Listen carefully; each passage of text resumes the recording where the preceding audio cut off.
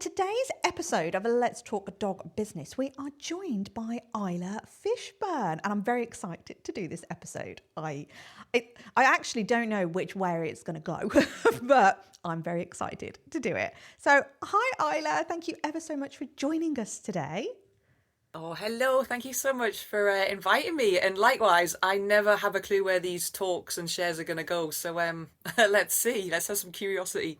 I love it. I love going into these things. In fact, Vicky was saying to me this morning, she's like, what are we actually talking about today? And I was like, I don't know. We'll just see where the conversation goes because it's the best way. It's the best way. So I think for everybody, it would probably be really useful if you could just do a little introduction about yourself. Who are you and what do you do? Oh, thank you so much for that. So, well, hello, I'm Dr. Isla Fishburn, and what is it that I do? Well, I work with dogs, but I'm not a dog trainer. I always feel like I have to share that.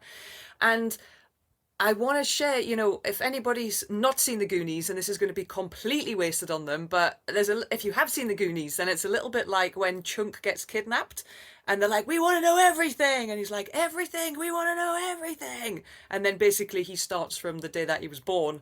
And it's been a long walk. So the nature of my business, which is Canine, has been a long walk, which I continue to explore, research, study, expand on, and teach. But it started way, way, way back from a young age of my just love for animals, and not just animals, but for nature. And when I was really young, to this day, they're still there, but when I was really young, I always had a wolf and a bear walk with me. And I assumed that everybody could see this wolf and bear, and I assumed that everybody else had this wolf and bear. And it was later on in my life that I realised that what I could powerfully see were just two of my power animals. So we all have power animals. And yeah, from a really early age, I could see my two power animals. And I had this really deep connection with nature where, not that I could hear from nature, but I was aware that everything is alive. So when I used to go out into the countryside, I was really fortunate growing up as a child in these spaces where there was a lot of countryside around where I lived, and I would go and welcome the waters and the rocks and the trees and the plants and the animals and the sky, and just like, hello, hello, hello, hello. And so I kind of always had that connection, and this kind of really anchored me into the space of, we can also connect with our animal friends in this way. So I've always had this passion of creating this connection with animal professionals, animal guardians, of how we can have this deeper relationship with our animal friends. And that took me on a journey into zoology, conservation biology, understanding our dogs as ecosystems, understanding our dogs as individuals, bringing me into teaching about canine wellness. But when I was deeply teaching about canine wellness, there was just always something else, and that something else was kind of like the spiritual side. I was aware that I practiced that kind of behind closed doors, particularly when I was in academia. Like, we don't bring the spirit into academia, which in a way is hilarious because science was formed on spirituality.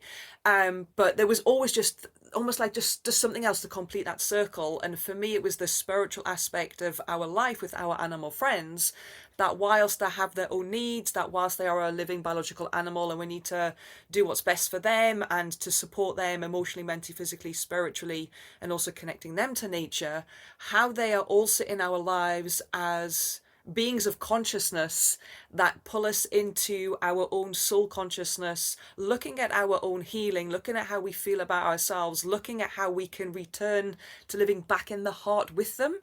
And that's kind of what I teach now. So I kind of teach everything from canine wellness, our animal as a physical being that has its own needs and support, but also how the animal is in our life to bring forward as a being of consciousness, what we're here to explore with them for our own lessons, learning, teaching, and back into connection with spirit as well.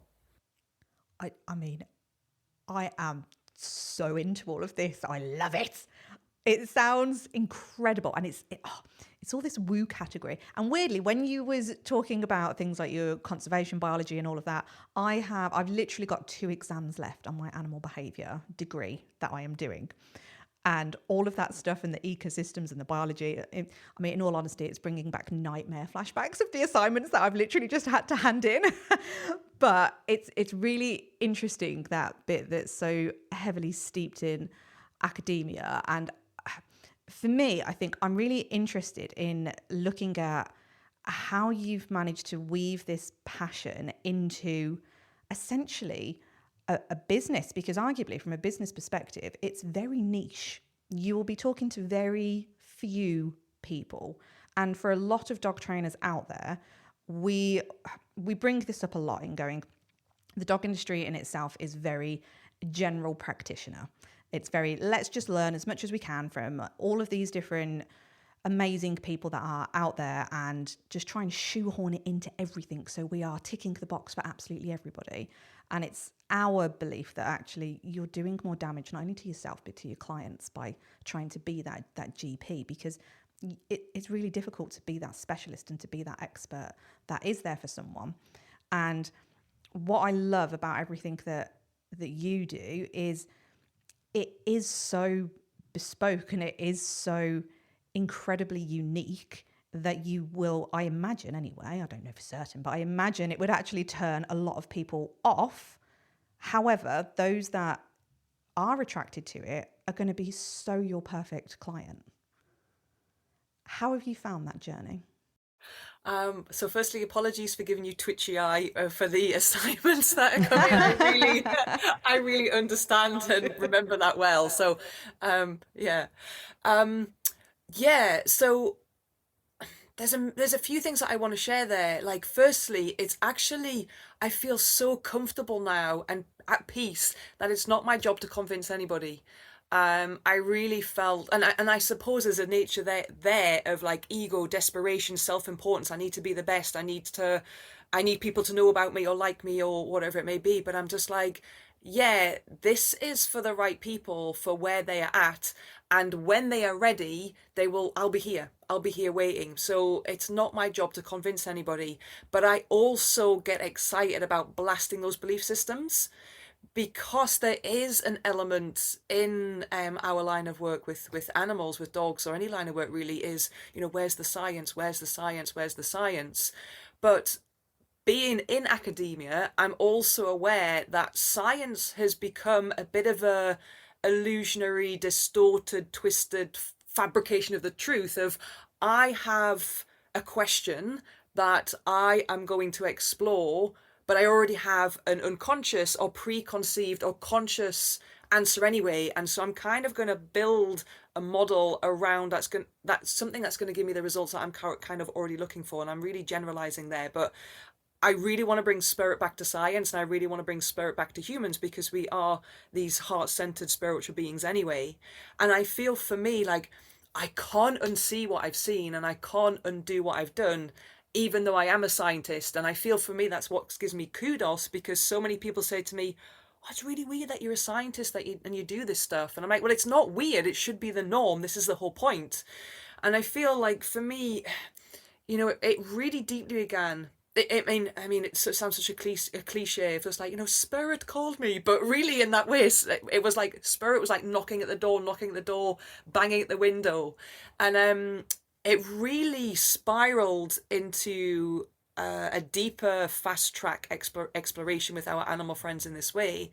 When I had, well, two big things happened. Firstly, I had a near-death experience, and in that near-death experience, it just taught me so much in that experience. I mean, I didn't really see anything, hear anything. I wasn't given any instructions about, Isla, you must go back to Earth and do this work. It wasn't anything like that, but it was just, there was just nothing. In that moment, I forgot that I was Isla. I forgot all my belief systems, all my woes, all my like, oh my goodness, I'm not good enough, I should have achieved this. There was just nothing.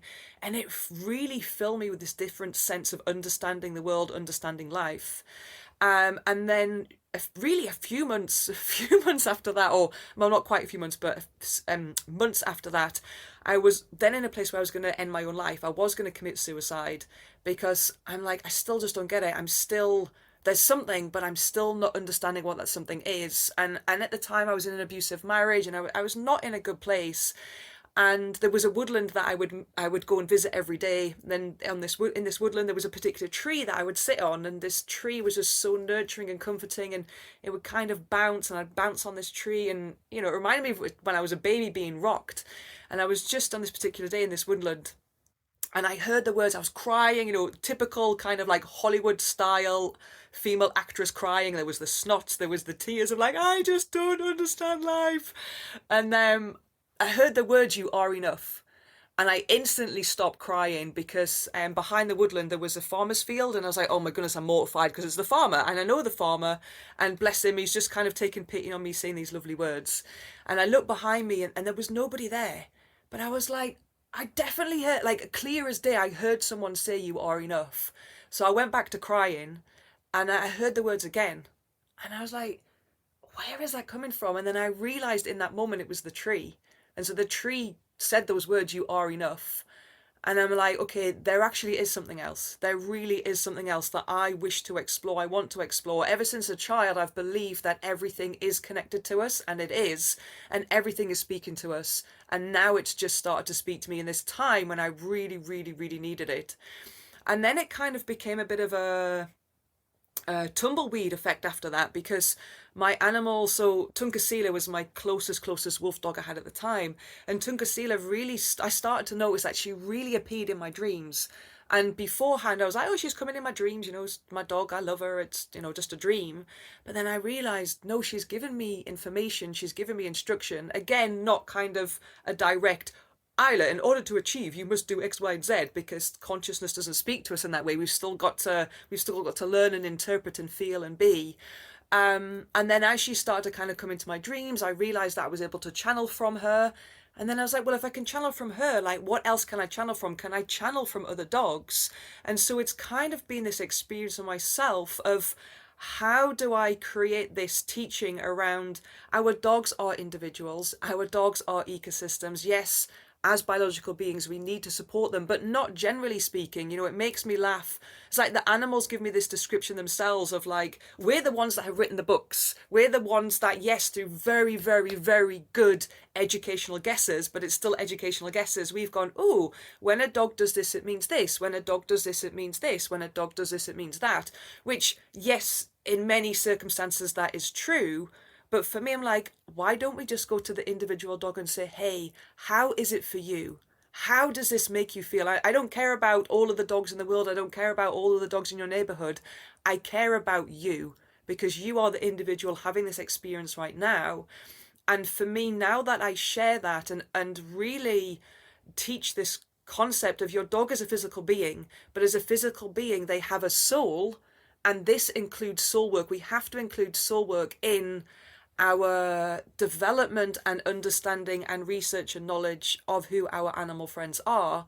And as we look at this soul work for our animal friends, it pulls us into our own soul work, which then tells us, actually, I have all these belief systems around what is right or wrong or good or bad, around, or a dog should be doing this or not that, or when a dog is doing this, they should be doing something else. And that is the soul work, because actually what they end up doing is beautiful little gifts of medicine that basically, to me, our animal friends share to me that they are the elixir to our spiritual amnesia. But what they do is they bring us back into our heart, where we can start to feel again. And as we start to feel again, we start to heal, and we can start to say, hey, how is this animal, regardless whether a professional or an animal guardian, how is this animal also in my life for my own soul journey, for my own healing? Which then allows us to go, okay, where am I projecting onto my animal friend based on what was put onto me as a child? Because what often happens in my line of work with animal professionals, in my line of work with animal guardians, what we unconsciously end up doing is saying those things that were said to us when we were children, where all we want was to be heard. Like, I'm an individual being. I'm having an emotion. I'm trying to express that, and I'm being told I'm good, I'm bad, I'm right, I'm wrong. Don't do it. We don't care. Not now. It's too busy. Go to your room. And we then kind of, inadvertently start to put these onto our dogs. And our dogs are like, hey, that's okay. Like, we signed up for this. That's okay. Like, we're patient.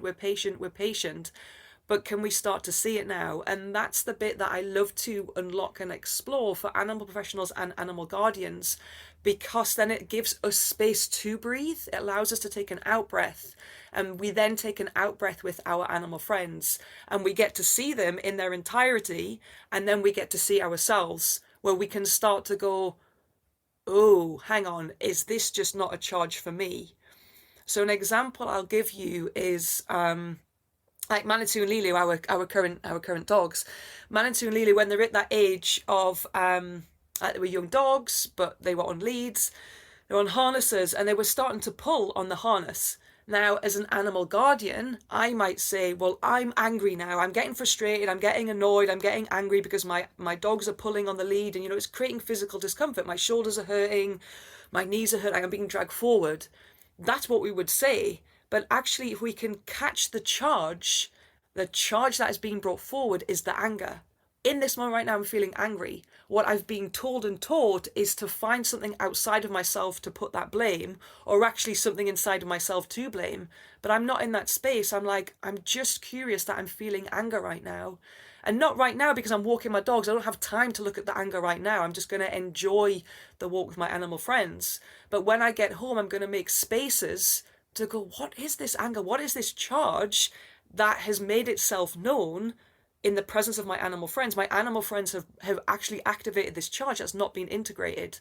And so when I sat in these quiet spaces with the feeling of anger, I was like, wow, that's little girl Isla. That's frustrated 3, 4 year old Isla when she wasn't heard, when she was like, look, I'm surrounded by adults that are saying important things, but as a child, I'm also seeing things that I want to express, that I want to talk about, and I'm being ignored. And that is just, oh, this is frustration that I'm still carrying.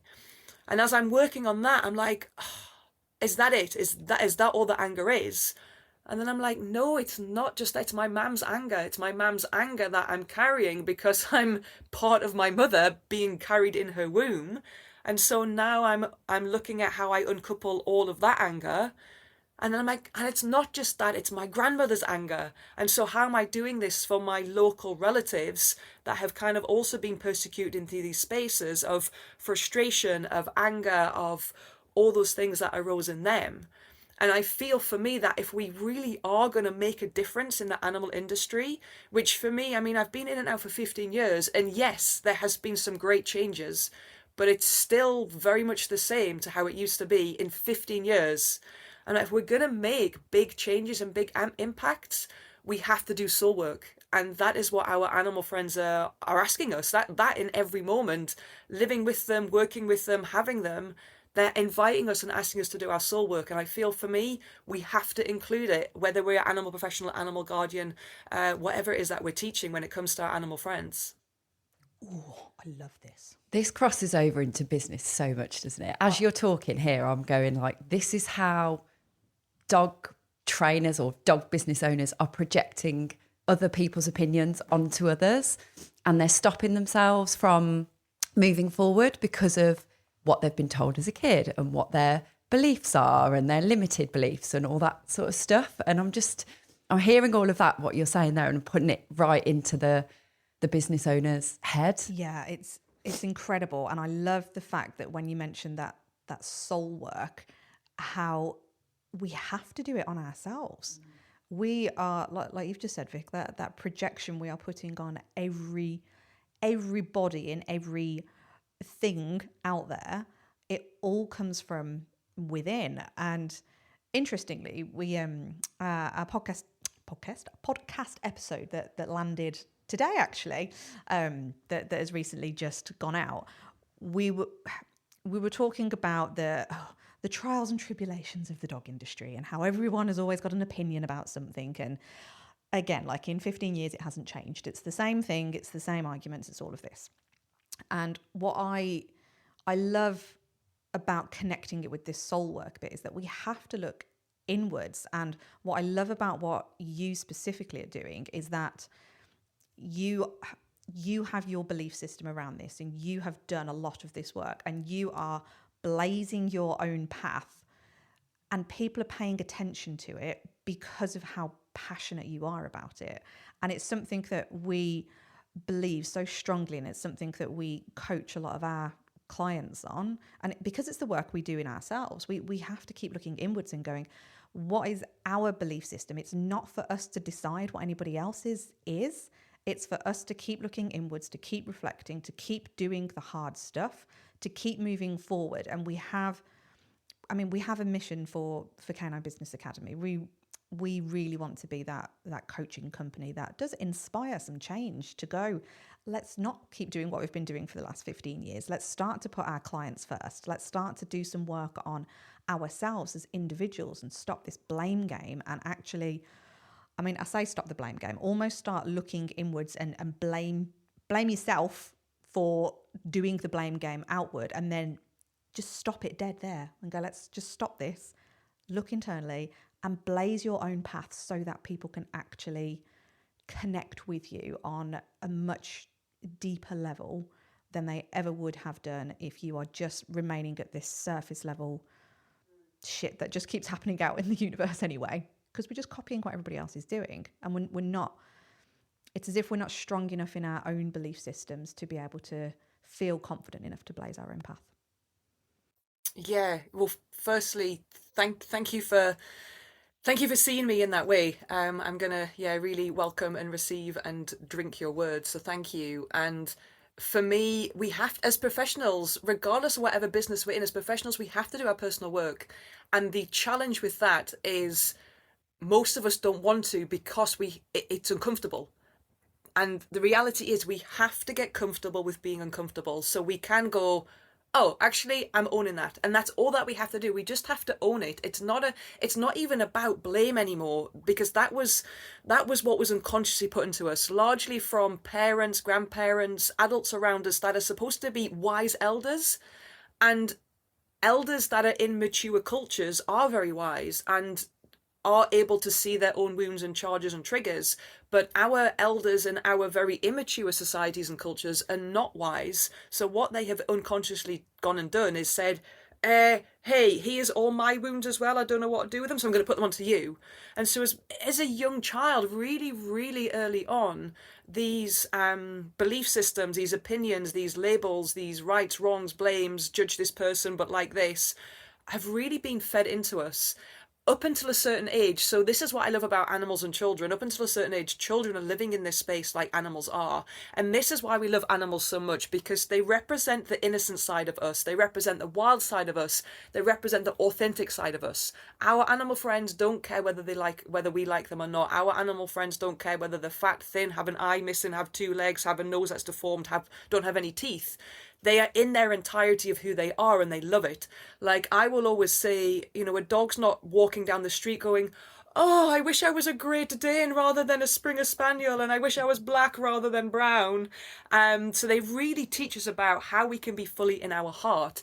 And this is the beauty of doing our own personal work, doing the soul work, that we already are working with animals or have an animal in our life that doesn't think, it feels. Now, of course, animals have the ability to have the cognition to work things out, to learn through the mind, but they're not thinking through the mind. They're thinking through the heart because they are feeling all the time.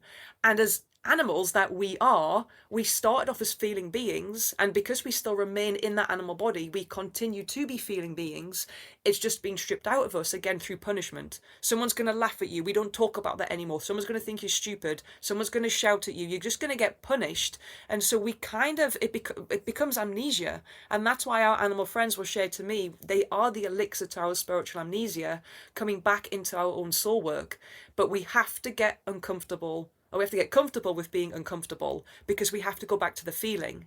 But that is the beauty of healing. People will come to me all the time, oh, Isla, I want to have healing with you. I want this, I want that, I want the other. And I'm like, that's great. Like, as someone who offers healing, it's basically, I can do the space. I can explore, I can talk, I can share, I can do. But ultimately, we are responsible for our own healing, because healing is all about feeling. So as we are sat here right now, I can mentally describe something to you. Physically, we can arrange to meet, and I can take you somewhere. I cannot feel for you. I cannot feel for Vicky. I can't feel for anybody else. I can just feel for me, as you can only feel for you, Joe, Vicky, as you can only feel for you. So in order to heal, we have to feel. And if we cannot feel, we cannot know what is real. But because we've been told from such an early age that feeling is really dangerous, that it's unsafe, that it's fearful, that we're going to get chastised in some way, or we're going to get blamed, we don't want to go there. So through our animal friends, they're like, hey, I feel all the time. And look how joyous I am. Look how playful I am. Look at how much I don't take myself so seriously. Like, I'm just laughing all the time. they slowly but slowly bring us back into this space of go, oh, yeah, I'm curious here. Someone has just posted something on social media that I now want to be a keyboarder and go, right, I don't believe that. I don't agree with that. But why don't we just take a moment and go, oh, curious that this has created a charge in me? Because that's all that it is. It's something that's not been integrated. So it's a little bit like, I don't know, in a Hollywood movie when we're like, the nuclear reactor's going to blow. We have this reactor within us where we are reacting because the charge rises. And all it's saying is like, please, will you please just look at me now? Will you please just listen to me now? Will you please just give me attention? And when we go into these spaces to go, okay, I can. Let me give you attention. And we speak to it just as if it's a real thing, because it is. It has consciousness, so it is alive, it is real, and it's within us. And we can speak to it as if we should have been spoken to when we were a child, or we can speak to it if we have got a child, or how we should speak to a child. Hey, sweetheart, like, I'm sorry that I've ignored you all this time, but I'm here now. What is it that you need? What is it that you want? What are you trying to show me? And for some of these charges, they're really easy. Like, they're, oh, that's all that it was. For some of them, they're really deep, and it's a long walk. Like, I am still on my healing journey. That's why it's a journey, because it's lifelong, and it may also be lives long. But this is the beauty of our animal friends. Like, we have created this industry, but our animal friends have actually created it for us to go, you've created this industry to support the emotional state of an animal, to improve training, to give animals a voice. But actually, they've created it for us so that we have our own voice to go, wow. And as a professional, I want to show up as the best version of myself. That doesn't mean to say I am completely authentic, I'm completely pure, I'm completely healed, because I'm in that journey still myself. But I'm aware of the charges, and I'm aware that when a charge comes, the experience itself is irrelevant. So I always have this saying of, the experience itself is irrelevant. What's relevant is the feeling behind it. So where we make the experience relevant, that's where we're putting the blame. Oh, well, it's not me, it's you. Oh, well, it's not me, it's because the dog did this. Oh, it's not my dog, it's my neighbor.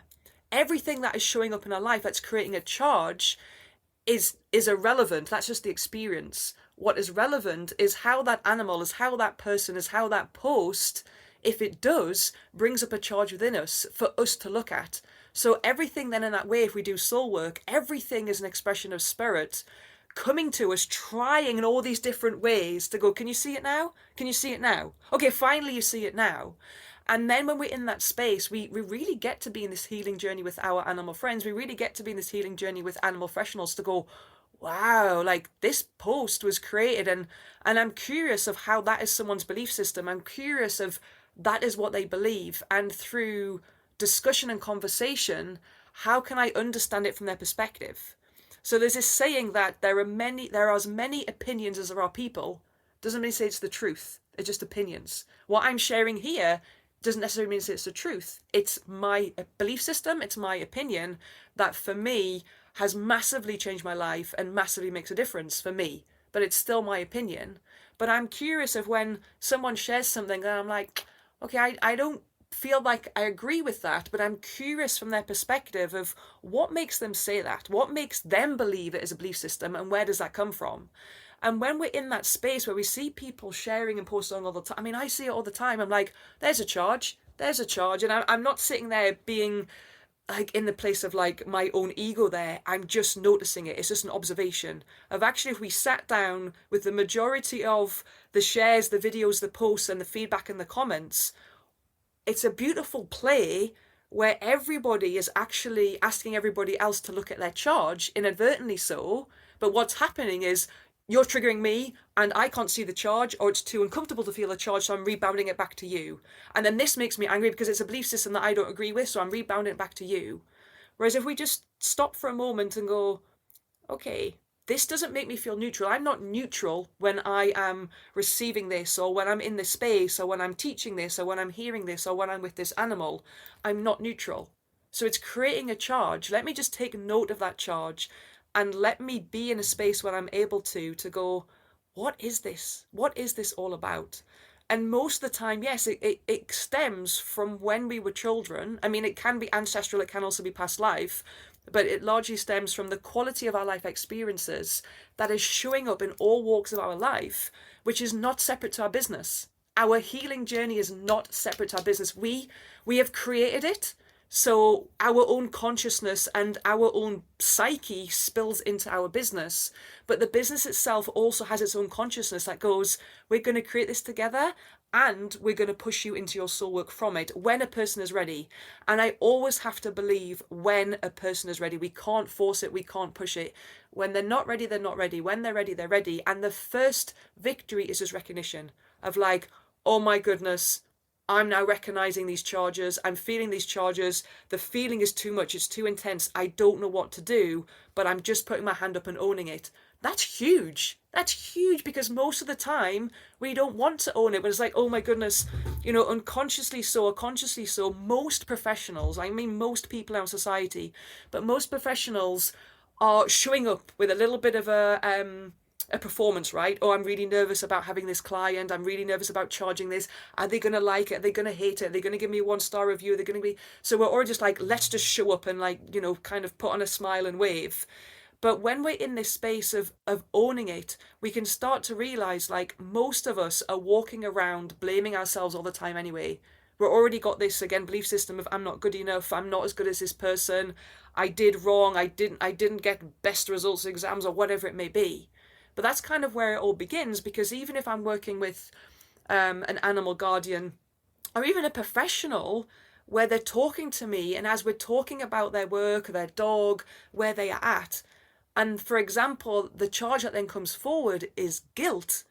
And I'm like, the guilt is not around the X, Y, Z. The guilt is not around, oh my goodness, I hit this dog and now I know better, but I still feel really red about it. Oh my goodness, I shouted at my dog, or I gave my dog the wrong diet, or I had a belief system that vaccines were the greatest thing alive and now I'm learning different. It doesn't matter what it is. Again, the charge is the guilt. The guilt doesn't come from any of those things. The guilt comes from the very first time it was put into you when you didn't even do anything wrong. And then you start to carry that, and then you start to look for examples, and then that follows you like Pac-Man. It literally is like Pac-Man chasing you for the rest of your life until you go, okay, this is not about me in that way. This is about my soul work. And again, as we step into our soul work, we get to improve not only our relationship with ourselves, not only the relationship with our business, but also the relationship with the animals, that in our heart, our desire is, I want the best for them. And it's like we're giving our animal friends a hard time because we give ourselves a hard time. And once we stop doing that, which is hard because that's what we're conditioned to do better, to strive for more, like beat yourself up. Even when something amazing has happened, it's still not good enough, it could have been better. Wow, like I am really good at where I'm at in this moment. Which is what our animal friends tell us all the time. They're not the ones sitting at home going, oh, you know, I could have been a bit better at that agility. I could have gone around that weave a little bit faster. Oh, on that walk, you know, I could have listened a little bit more. They're just in that space of the moment. And the moment is full of joy, largely so. I mean, we have animal friends that are in their own space of discomfort. But that's where I want us really as professionals that have this ability and capacity to make a difference. That's kind of where I want us to, at the same time. It's like two train tracks running alongside each other concurrently. As we're showing up in our business, being a professional, we're at the same time doing our own soul work, doing our own personal work. And as I've already shared, I just feel this is such a powerful part in our animal industry that is missing, and I love to bring it in as part of what we should be exploring and talking about. I wholeheartedly agree with all of that, and there are so many things that you said there that I could actually go into in so much detail on all of it, because one of those things is that curiosity. I love that word, like be curious about what is happening. And the theme that is coming through strongly from my interpretation of it, thinking of our audience and some of the teachings that we do, is your awareness to connect so deeply and profoundly with anyone you are thinking about is how we believe you should be thinking about your client base from your professional standpoint. So the fact that even when you were describing the scenario of how somebody might feel when their dogs are pulling on lead. And ultimately that brings it back to that charge point. Well, we have this awareness as the professionals, like we know that we have to be connecting with our audience. And we say it time and time again that as much as we are in the business of dogs, we're not really. We're in the business of people, because we can't access those dogs, we can't access the animals unless we are connecting with the people. And to be able to truly understand how they are feeling and the emotions that they are feeling, and potentially even seeing those charges, as you've mentioned, from afar and being able to connect with them so that you have the opportunity to explore that with them. And it's something that has definitely come up in our dog training business over the year, that actually we've been very hands off as dog trainers. And actually, I don't think it was ever necessarily an intentional thing when I stop and think about it, because you're taught, aren't you, to go in and do the hands-on stuff and teach the person to use the clicker or do your marker or whatever it is, like teach whatever it is you're teaching and however you teach. But actually what we found, and this shows up in how we operate in Canine Business Academy as well, it is this deep soul work that we have to be doing. It's the mindset bit. We wrote a whole chapter on it in our book. You can't possibly do business well, in our opinion, if you are not fully aware of your triggers, if you're not fully aware of your clients and knowing them inside out, and if you're not fully aware of the purpose of your business, because everything is interconnected. And as much as we say your business, you should be a little bit detached from your business in some areas, the reality is like you are your business as well. And it's finding that dance in between, going, right, okay, in this context, we need to detach and look at the business as a separate entity and go, right, how does that operate? What's its own value system? And how does that work? And how does it connect with its audience? But then likewise, what's your part in it? Like, it's all a big jigsaw puzzle, and you have your piece to play within that business bit. So that curiosity bit, I love, because it gives you the opportunity to explore why you are feeling that way. And we see it show up time and time again from business owners in, like you say, I'm not good enough. No one wants to pay that amount of money. I can't possibly charge that. It's why I think the industry is so filled with people actually striving for higher levels of academia. And it is my gut, and I could be wrong, but it's my gut feel that we are striving for academia to almost prove a point to our colleagues, rather than actually out of curiosity and wanting to do it for reasons of, I am genuinely curious about this and I'm going to see how I can do it. So for me, entering into that degree was initially so I could get my clinical behaviourist role. That was the whole purpose of it, so that I could feel better about myself in going, I actually know what I am doing and all of this. And actually, within 6 months, I realised that wasn't the reason I'd gone into it. I was actually genuinely curious, because coming out the other side of it now, I keep saying it like I've finished. I've got 2 exams left next week and then I'll be done. But in my head, I've finished it. But my experience of it is actually I'm not going to go down that clinical behaviourist route now, because it's not my calling. It's not what I'm meant to do. Canine Business Academy is absolutely where that passion is. However, it has not been for nothing. I could look at that experience and go, what a waste of time, what a waste of money. But I'm curious. And actually, there are elements of that I bring into how we teach because of that curiosity. And what I love about all of this, and I know Vicky's super passionate about that mindset bit as well, because I mean, your whole journey these last few years has been very deeply ingrained in personal development. And I don't think there is a light shone brightly enough on it in this industry. It's too, in our opinion, too heavily weighted on go and learn this stuff and then go and deliver. Can am I allowed to drop the F-bomb? Are we allowed to Of swear? course, Yeah. of Okay, that's course. perfect then. I've That's been like quite we're all just conservative on relaxed. this one so far. So thank you so much for what you shared. And like in reflection, that's kind of what I was told of to get the highest degree in the land, and you will be approved, and you will be a mate. And that was indoctrinated into me.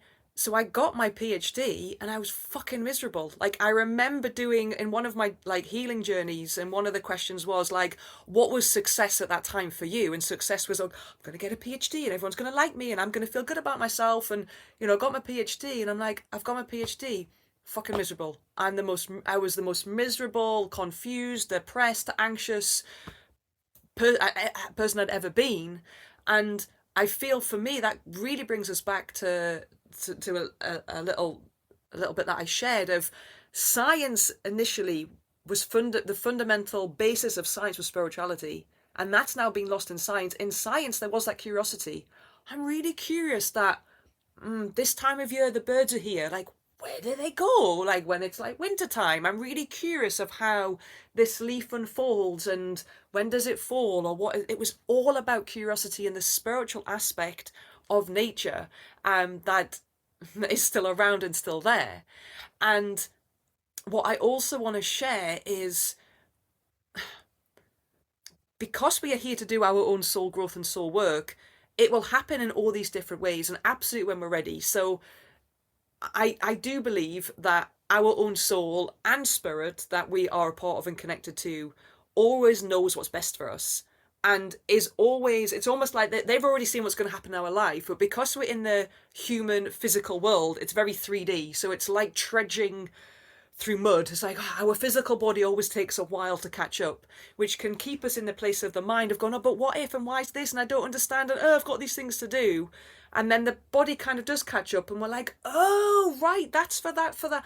Oh, right, cool, now I understand it. But our soul is already kind of there, and our soul will never give us something that we can't handle, even when we're in challenging times. And look, I've been there many, many a time. It's shit. When we're in it, it's shit. But it's kind of like there is light at the end of the tunnel. But yes, we have to just acknowledge when we're in it, we're supposed to be in it and it's shit. We're not supposed to kind of ignore it or get out of it.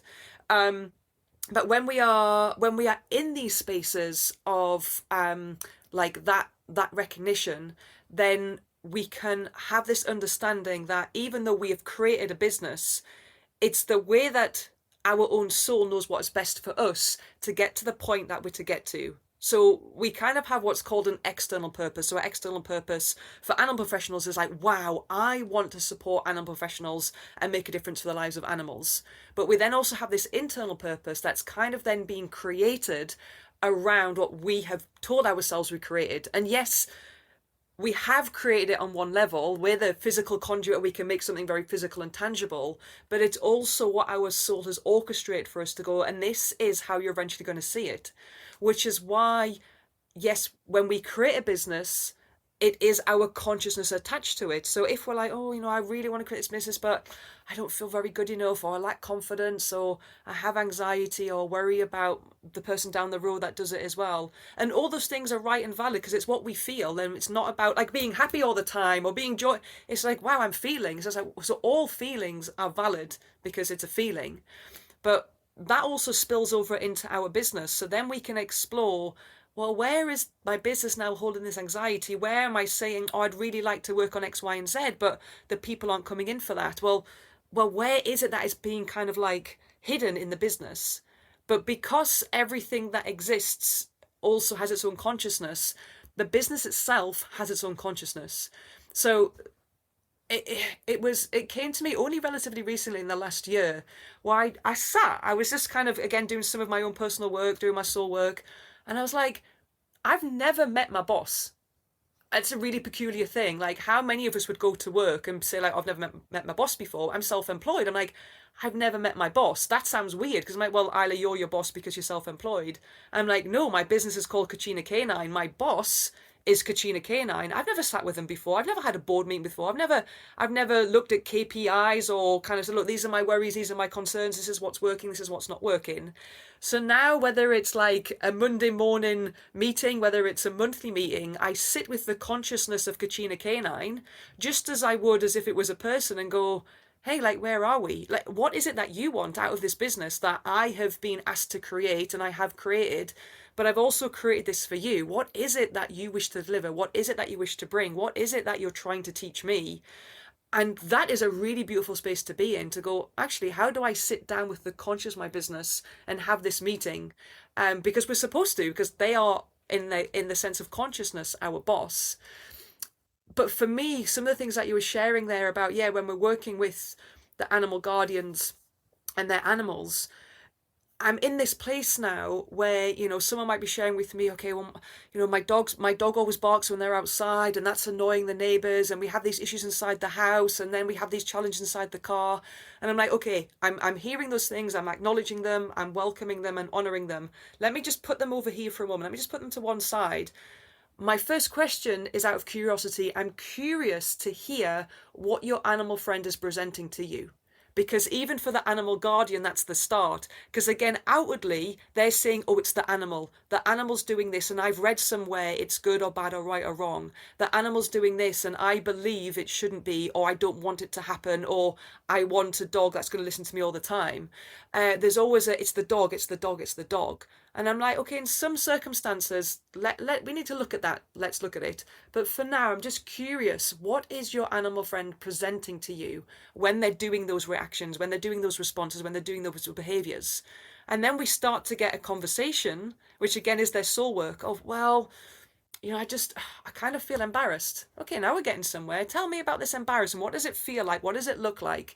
Let's kind of give it some more depth. Well, I don't know, like it makes me feel really anxious, and I just kind of then create this scenario that people are going to laugh at me. Okay, so here's another thing, like people are going to laugh at you. So what's all this about then? This, you're going to go out to help a guardian, to support the animal, and then there's this embarrassment. This, okay, people are going to laugh at me. Let's go a little bit deeper. Like if we look at, okay, this thought of like, people are going to laugh at me. What's behind that? People are going to laugh at me. What's behind that? Well, it's just, you know, it's happened to me before. And then I was just so nervous because I'm an anxious person. And kind of then, you know, I wet myself because I was only 7 years old. And then everyone laughed at me. And then I got told off by the teacher. And then I got chastised when I got home from my parents. And okay, now we're getting some depth.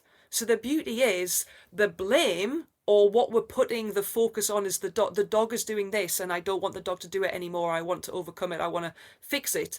And there's nothing to fix actually in that way. But when we can go, actually, let's be curious of how your animal, as a beautiful being of consciousness that is already complete in its entirety, that our animal friends already love who they are. That's the beauty of them. They actually go, hey, I love me as I am. Can you just love yourself as you are? Like, that's really what they're asking us to do. But this animal being has fallen into that person's life to go, I'm here to help you do your soul work, to look at that time of when you were chastised, or when you were told off, or when you wet yourself, or when you were embarrassed, or when you were anxious, that you've been carrying for your entire life, that is being showing up in all these different ways. That's where we're to start. And as we start there, it's not that the guardian doesn't stop caring. It's just that we care from a very, very different perspective. And then a lot of the time we actually go, oh, so actually what my animal friend's doing is not a problem. No, it's not a problem. Like, that's them, who they are. And yes, that might mean we don't take them to places that they can't cope with. That might mean that we need to put in some protocols that support them. That might mean we go to their own conscious to go, hey, how is it for you as an individual? Not how is it for me? How is it for the guardian? How is it for you? And then we start to have a different conversation.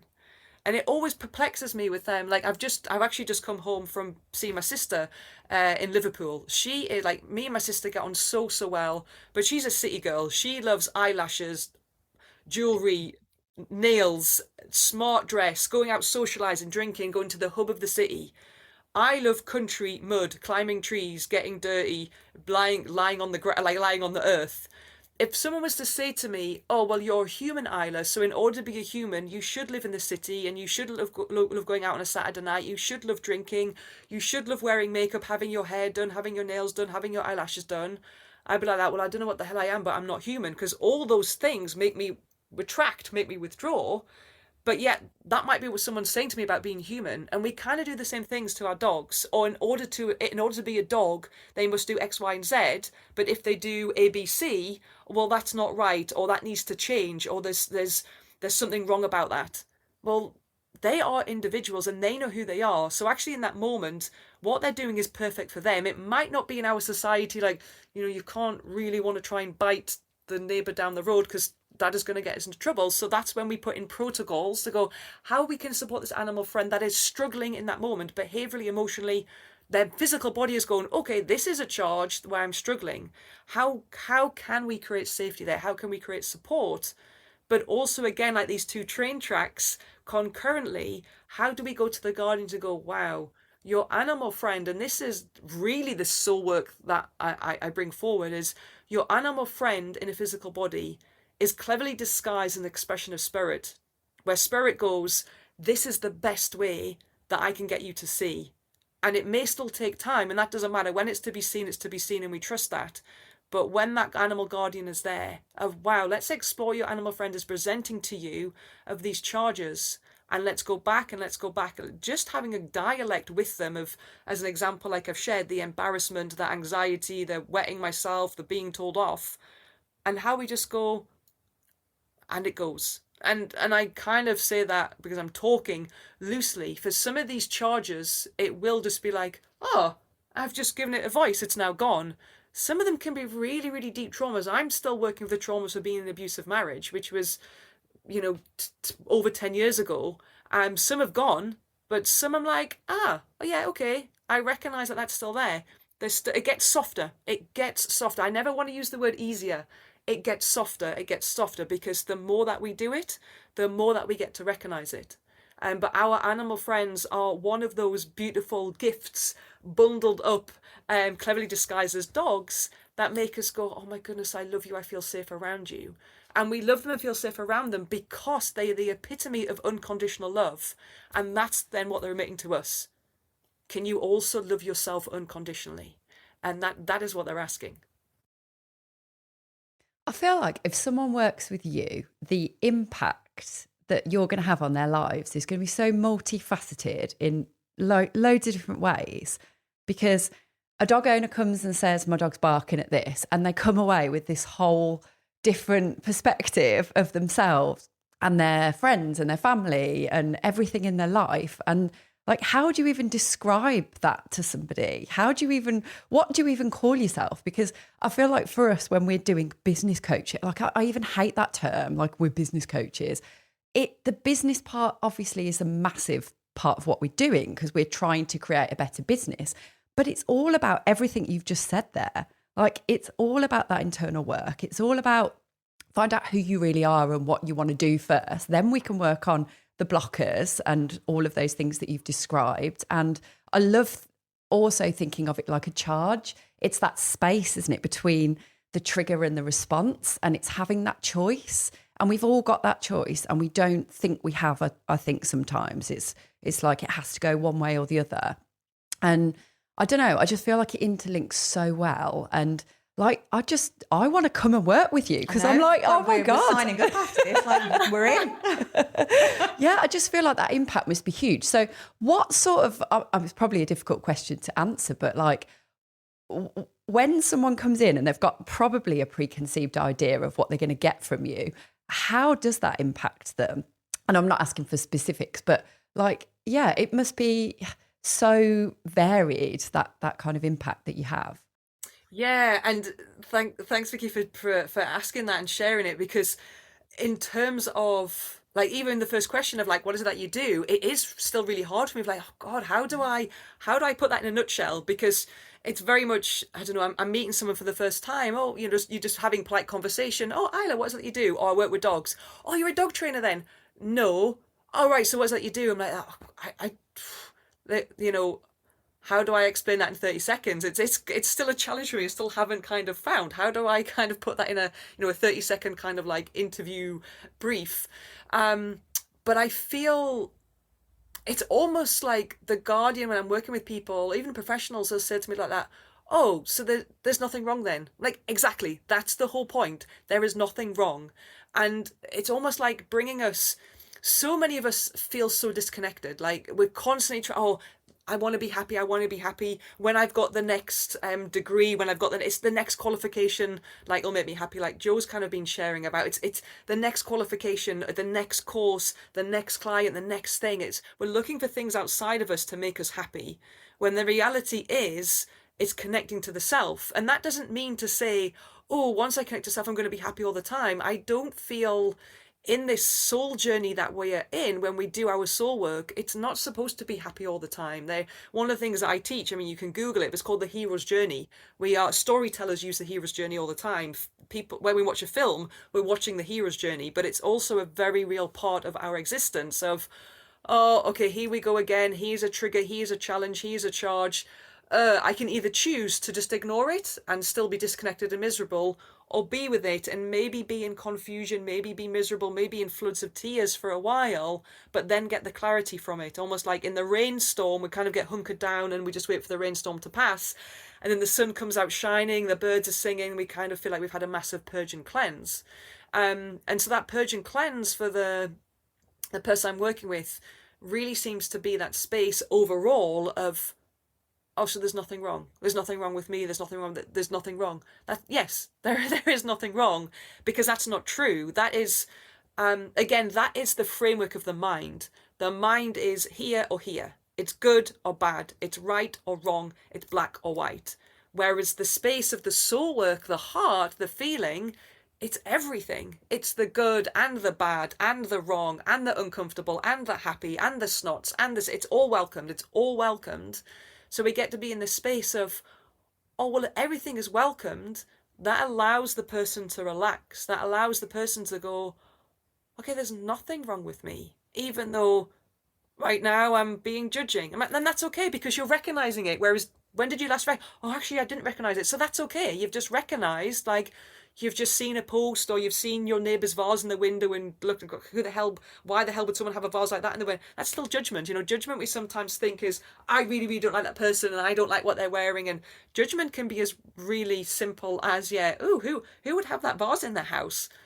Well, what if that vase they love, or it belonged to their long lost relative, or there's a story behind it that is valuable to them? It's not our place to judge that. But we can be in that space of, oh, so you're telling me there's nothing wrong? I mean, exactly.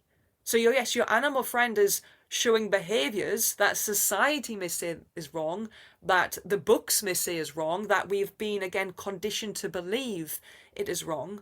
But how is something wrong if that is the animal feeling? How can that be wrong? Feeling is not wrong, but then it brings us into, when were we told what certain behaviour, what certain feelings were good and acceptable, and certain behaviours were not good, or feelings were not good and acceptable? And that's why I just see it all the time. We can see it of the feelings that we like in our animal friends are the feelings that we were taught as an early child, they're acceptable, but other ones aren't. And that shuts us off. That makes us lost. That makes us disconnected. It only allows us to see part of who we are rather than who we are fully. And that's what animal friends, they can't not do that. They can't not show up fully in who they are. But then we're trying to create these conditions and squeeze them into something that they're not, which then can exacerbate the challenges or what our animal friend is presenting, because it's almost like, don't you tell me what to do and not to do, but like, don't you tell me who I am, because this is who I am and I love me. And so we can go back into this space, really, when I'm working, with whoever is ready to come. And that's what I just have to trust of, like, then I'm the person for you, or I'm not the person for you. But really, in its simplicity, I want you to be at that space of, like, you didn't do anything wrong. There's nothing wrong. And maybe if we go, well, actually, I did do something really wrong because I did this. Right. So now you own it, right? You in your own way, do what needs to be done to bring neutrality around that.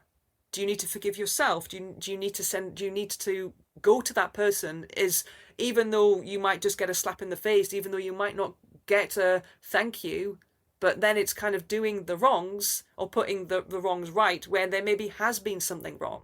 But in most situations, it's like there's nothing wrong. But because it's spilling over us, and because we're not giving it attention, we're not feeling it, it spills over into everything else. So it spills over into our dogs. And then we're being told it's the dog, go to dog classes, go to dog training, the dog needs to be this, and the dog needs to be the polite little dog. We're only happy when the dog is doing something that we like. And like, how controlling is that? We're only happy when the dog is doing something that we like or that we want, or doesn't bring up these charges in ourselves. But that's also detrimental to our soul work, and that's what they're here for. They are also here, yes, for what we can do to support them. but they're also here for our soul work. And there's this lovely saying, I share this in so many of my teachings, of the longest journey we will ever go on is the distance from here to here. So the longest journey we'll ever go is the distance from our head to our heart, which is not far. It's not far, but it's the longest journey we will ever go on. Because again, up until a certain age, like, this is what I love of when we're developing in the womb. So when we are a fetus, the heart comes online at 4 weeks old. So 4-week-old fetus is having a heart experience. We are heart beings. The brain doesn't start to be activated until the 3rd trimester. So we are having a heart experience at 4 weeks old. And then up until a certain age, we are so closely connected to our animal friends, and both animals and children are so closely connected to spirit because they're having a heart experience. They have no labels, they have no words, they have no belief systems, they have no conditions. They have no idea of what is red until we say to them, that's red, anything else is not red, so you're going to get told off for that. So it's again the conditioning. And so when we kind of go into these spaces of how do we go back into the heart, which is where our animal friends live from. And so that's what they're constantly kind of bringing us back to. Just come back into your heart. Yeah, don't worry about that. Just come back into your heart. Yeah, don't worry about that. Come back into your heart. Where we can start to have these feelings again, whether they are, uncomfortable, comfortable, to bring forward these reflections. And for me, because I did have a PhD and I was fucking miserable. I do have a PhD, I should say, and I was fucking miserable. I've been to the lowest of the lowest of the low. We are not on this earth, in this space, to be experiencing that. We're absolutely not. And because I've been there, I want everyone to know like how life can be like. Yes, in our soul work, these challenges come because it is part of our soul growth. It is part of, oh, I'm still holding this doubt. I'm still holding this pain. I'm still holding whatever it may be, these traumas. But as we get to feel them, we get to be with them. And then when we're in those space, we get to go, and even in the discomfort, it gets to be a good day. And even in this discomfort, it gets to be a bad day. And that is okay. But doing our soul work and our personal work, it's not separate to anything else. And as our animal friends are, and what we are here to do is to be in that state of our soul evolution, to be highest level of consciousness that we can be. And that's where I want everyone to be. And the way for me as a soul and the medicine that I'm to bring forward is to do it with our animal friends, to do it for animal professionals, animal guardians, through their animal friends. There's no difference between whether we are doing it consciously when we work at a bank, consciously and we build cars, consciously and we teach at a gym. There's all different ways of doing it. And I kind of want to share this story because this whole concept of, oh, well, Isla, you contemplated suicide and you had really bad experiences and, many people can be there. Or even animals, right? We're kind of talking about animals that may be in a loving home where the guardians want the best for them. What about animals that are in a home where they are still being abused and punished and shouted out, or the person doesn't care? They're just at a different level of consciousness. They're not right or wrong or good or bad in that way. They're just at a different level of consciousness. But it's still part of the oneness. So like Joe shared, of like everything is interconnected. So again, we can see something outside of ourselves. Well, I'm certainly not like that person that's hitting the dog, shouting the dog, abusing the dog, not understanding their dog. But in a way we kind of are, because nothing is separate to us. The things that we see out in the world that we would say are unkind, that are wrong, like how can someone do that to an animal? We are also indirectly responsible for then that person showing up as a message of consciousness, but now in a physical form. Because we can go, but where have I spoken those words to myself? Where have I tortured myself? Where have I punished myself? Where have I hated on myself? And because so many of us are doing that, we can't contain it in ourselves. And because we are energy and vibration, what happens is energy follows consciousness, which is why, yes, the words that we speak, the thoughts that we have are put out into the world and are reflected back to ourselves, but they're put out into the world. So we can actually start to see, okay, that person that is abusing that animal that is having a lot of suffering, as the name we would give it, how am I indirectly responsible for that? Which most people don't want to hear. Most people don't. I'm not responsible directly or indirectly for that at all. we are, because where have you put that suffering on yourself? Where have you put that abuse on yourself? I did exactly the same many, many years ago. I literally walked around every day going, I don't deserve love. I'm not lovable. I don't deserve love. And so, of course, unconsciously so, I put myself into those experiences where I wasn't deserving of love, but that's what I believed, which is not true. We are supposed to be here to be expressions of unconditional love, which is again what our animal friends bring us into. But if this kind of helps to land even more, it's not my story that I'm going to share, it's someone else's story. So I was on a talk many, many years ago, and it was kind of around consciousness and healing. And there was a lady from Africa that was sharing this story. So her grandmother is a medicine woman. And she came to her grandmother to say, Grandmother, I'm hurting, my heart is hurting because I don't understand this world that is supposed to be about consciousness, care, love, kindness. And it was around the time when the Twin Towers collapsed. She's like, there's so much, I don't understand how the world, how, spirit, how these things happen if everything's supposed to be about love. And her grandmother sat with her and she's like, sweetheart, everything is interconnected. So she was I'm kind of paraphrasing now, but she used this as an example to basically say how consciousness is rising, but because it's going to take time, because the greed has been there for such a long time, the ego, that it's all about me, I can't possibly talk about the insecurities I have, so I'm just going to put it onto somebody else. So she shared that in that moment when the Twin Towers collapsed, like even we think about it now, certainly for me when I feel into it, I'm just like, it's still that harrowing like shock just makes me just turn into stone, I just freeze. When the Twin Towers collapsed throughout the world, everybody went like, what the fuck? Like, come, really? Oh my goodness, this is real. So everybody in that moment pretty much paused. Everyone stopped breathing, took a breath in together and breathed out together. In that moment, we absolutely became one. We all breathed in together and all breathed out together. We talked about it more. There was more care in the community. We're looking after our neighbours, our family, our friends. Are you okay? How you did? Oh my goodness, do you need anything? There was this huge rise in consciousness. And then what happened is some people stayed there, but days went by and weeks went by and months went by, and people then filter back down to go, no, I only care about me and I'm not looking at my own soul work and I'm putting that blame onto this person. But then another shock comes, like, oh my goodness, all these animals that have been abused and they're all over the news or all over our local community, and some have had to be put to sleep, some of them have died, and oh my goodness, they are also playing their part to go, we're trying to get the humans to rise into this level of consciousness because we're the only ones that are not in our wholeness. Everything else in existence is in their wholeness. We're the only ones that aren't. And our animal friends that we have domesticated, that are in our lives, that have chosen to be in our lives, are the ones that have come here to go, we'll do this. We'll be the ones that come to the humans to go, can you do this now? Because if anything's going to change, we need you. We can't do this on our own, because as humans, we have the power, we have such influence. And because we have this beautiful gift of the mind, we can use the mind for good or bad. And so Einstein, again, I use this phrase so much, Einstein has this beautiful saying of the rational mind, which is the brain. The rational mind is a faithful servant. The intuitive mind, which is the heart, the intuitive mind is a sacred gift. But we live in a society that honours the servant and has forgotten the gift. And our animal friends are really in this space with us to go, you are this gift.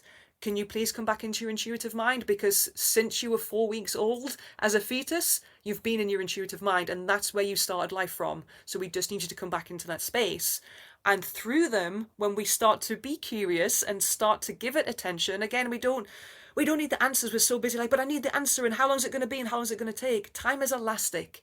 It will start when it starts. We'll be ready when we're ready.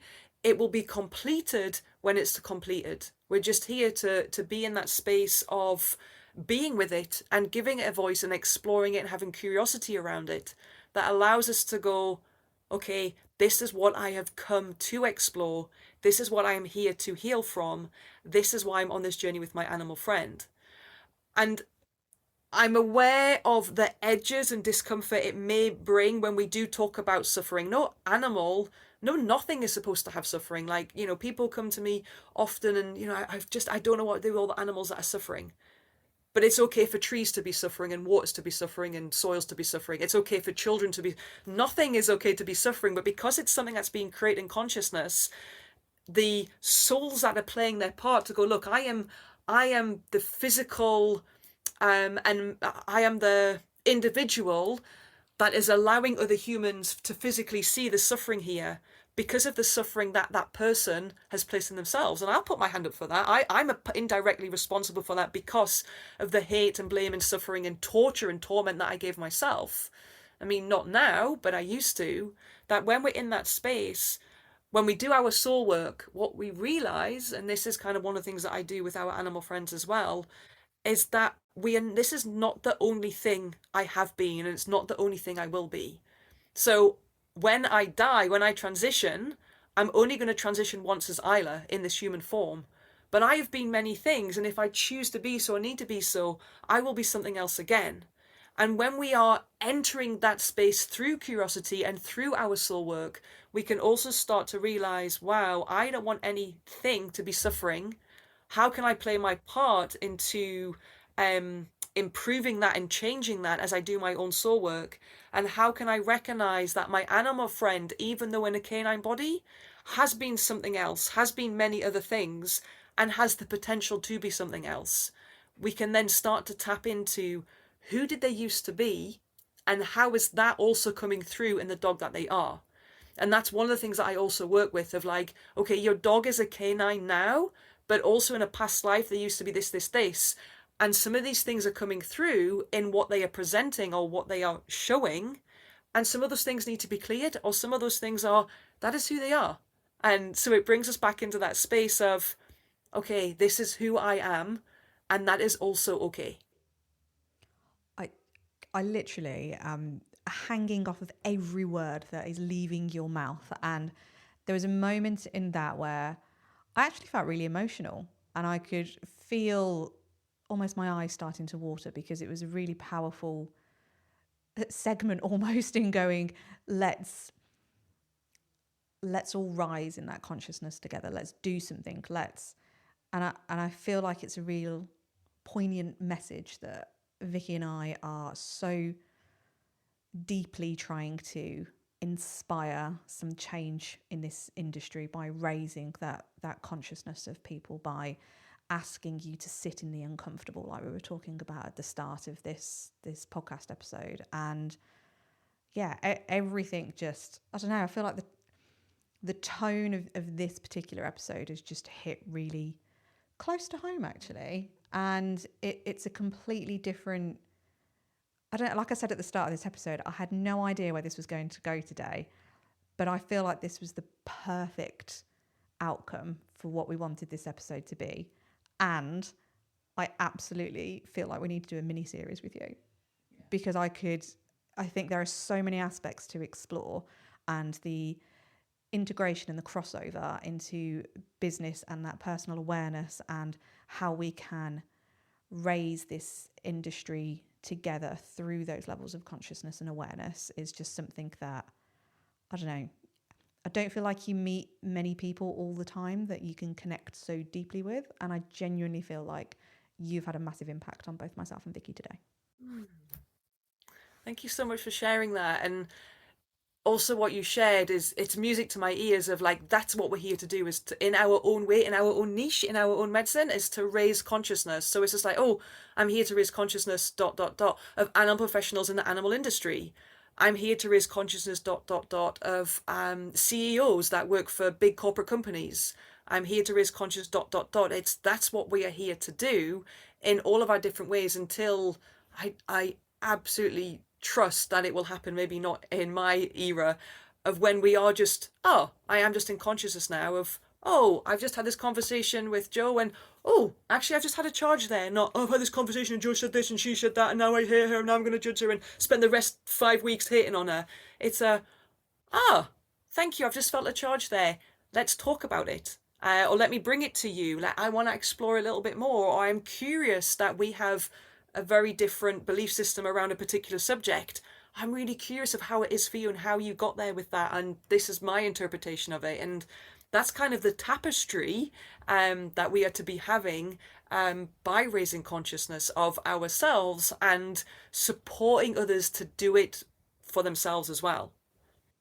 Yeah, I love it.